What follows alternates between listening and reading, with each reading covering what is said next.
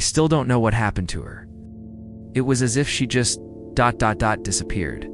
It all started like any other school field trip sighted kids, loud chatter, and a few grumbling teachers trying to keep us all together.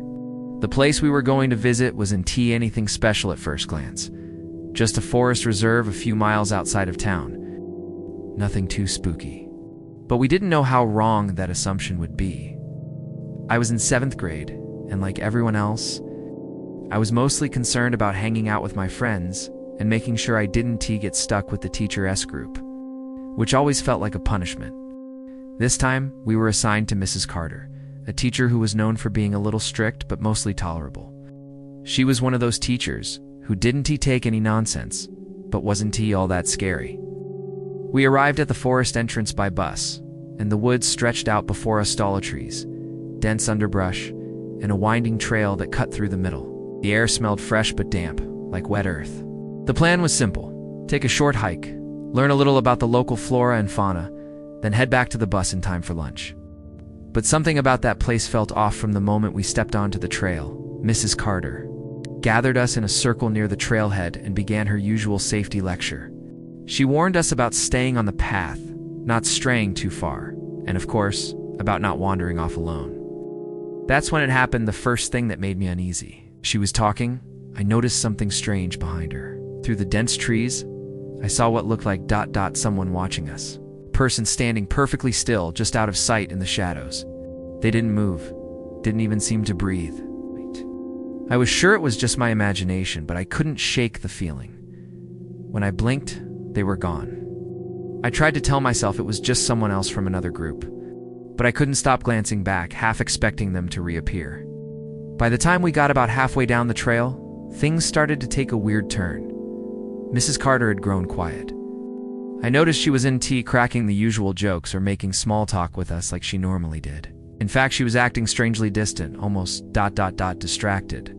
We reached a small clearing in the woods where we were supposed to gather for a quick break, but instead of sitting with us, Mrs. Carter walked to the edge of the clearing, staring into the trees like she was looking for something or someone.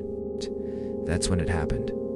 Mrs. Carter, without a word, turned and walked off the path. She didn't call out to us or give any kind of warning. She simply walked into the trees, vanishing from view. At first, we thought she was just going for a quick walk or taking a moment to herself, but as time passed, I began to get uneasy. It wasn't like her to just disappear. The rest of the class started murmuring among themselves, some of us speculating she had gone to use the bathroom, others wondering if maybe she was lost. But the longer she was gone, the more uncomfortable I felt. 30 minutes passed, then 40. By now, the woods had started to feel strangely oppressive, the trees looming over us like silent sentinels. We were sitting there in a strange silence, waiting for Mrs. Carter to return, when I heard a sound, faint but unmistakable: snap of a twig. It came from behind us, just beyond the clearing. I turned, but saw nothing. I called out her name, but only the wind answered. My heart began to race. Something wasn't right. We waited another half hour, and then one of the other teachers finally showed up, looking frantic. He quickly gathered us up and told us to start heading back to the bus. But as we retraced our steps, the air felt heavier, and every creaking branch above us made me jump. We had gone far when one of the students pointed something out, something I had noticed before. Footprints, large muddy prints, that led off the path, deeper into the woods. I tried to tell myself they belonged to Mrs. Carter, but there was something wrong about them. They weren't even aligned right, almost, as if someone had been walking sideways. At an odd angle, like they weren't sure where they were going. By the time we reached the bus, it was already dusk. The last rays of sunlight were fading, and the woods looked like they were swallowing the path whole.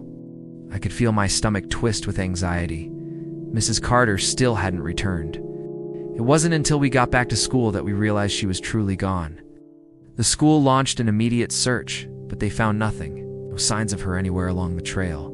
No trace of her footprints. The forest was combed for hours, but no one could explain what happened.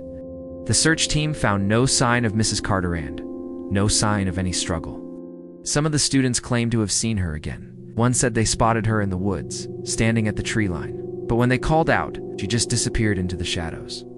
Others heard her voice faintly, calling their names, but when they turned around, the woods were empty. Weeks later, the authorities called it a mystery, but they never stopped looking for her.